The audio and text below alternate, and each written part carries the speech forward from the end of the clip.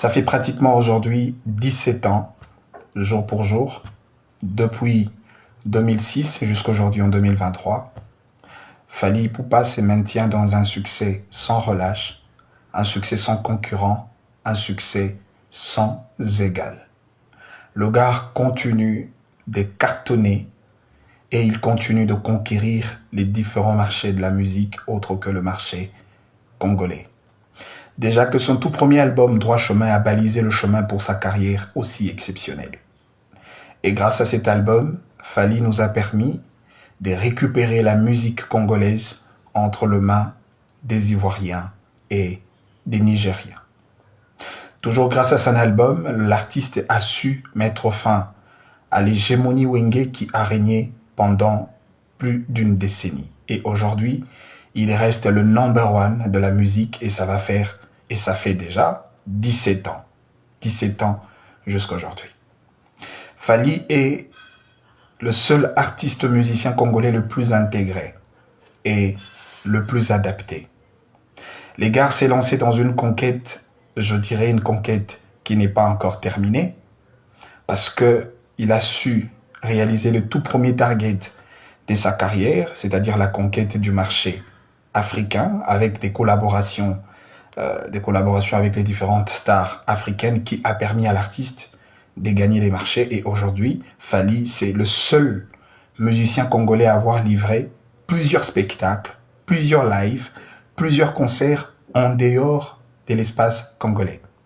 Il a dans son actif pratiquement 7 stades. 3 fois stade au Congo, stade municipal, stade des Martyrs le 29 octobre 2022, mais aussi l'ouverture de la francophonie, toujours au stade des Martyrs. Il a fait les stades de Tchad, il a fait les stades de l'Angola, il a fait les stades de Congo-Brazzaville, il a fait le stade au Cameroun et aujourd'hui il fait le stade à Guinée. Et donc c'est vraiment un artiste exceptionnel.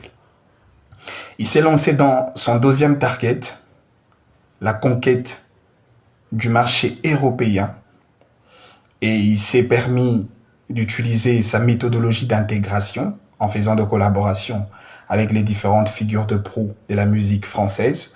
Et ça marchait et cela a permis à l'artiste d'obtenir des résultats le plus escomptés.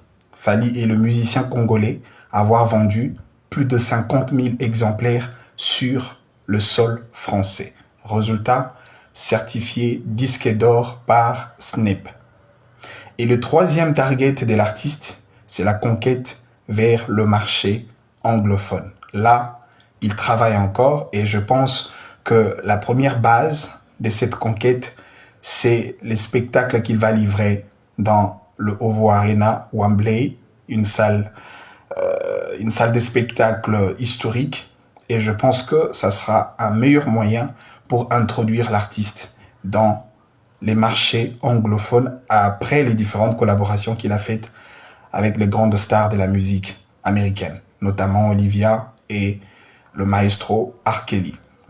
Et donc aujourd'hui, nous pouvons dire que Fally, c'est le seul musicien qui a atteint les summums, la sommité de la carrière.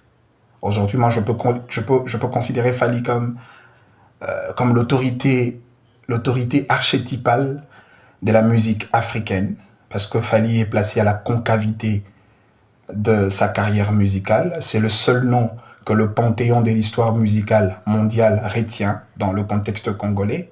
Et donc, il est vraiment à la sommité, dans la transcendance de la carrière. Fally, moi, je le vois comme le Koffi Olomide en mieux. Fally est la correction de l'erreur commise par la génération Wenge. Et Fally est l'espoir de la culture musicale congolaise.